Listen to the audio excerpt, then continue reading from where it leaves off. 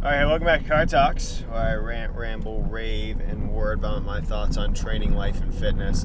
Thinking about this morning, the use of sleds for strength work and how sleds, especially heavy sleds, are probably one of the easiest and most simple ways to build strength, especially for new athletes and new trainees, because there is no correct technique. There isn't a technique barrier. There isn't a skill barrier. It's just raw strength. It's a pretty simple thing that we can do to push or drag, pull sleds, because there isn't a set technique for it. So the injury risk is minimized, and they have a lot of benefits in terms of being able to repeatedly use, right? So there's no eccentric portion of a sled push or a sled drag or a sled pull. It's all concentric.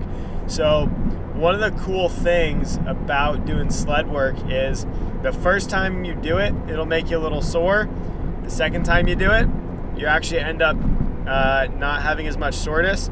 A lot of times your efficiency and muscle fiber recruitment goes up, so you're able to push more weight each time. Sleds are just becoming one of those tools that I think that, especially when we look at it from a strength development side and also a speed development side, being able to get into patterns that you would see in sprinting, that you can reinforce some extra strength into those movements. So it's one of those things that, like I said, is really great if you have access to a sled for the sake of building up some strength. Do it. Push a sled, pull a sled, drag a sled, laterally drag a sled. It's one of those tools that if you have available, especially if you're new to the weight room or new to training, it can be one of those things that really boosts your strength very, very quickly.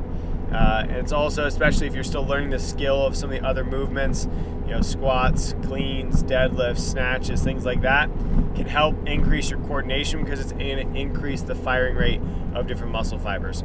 So just something for you to think about this morning with the topic of sleds. And until next time, we'll see you in the passenger seat.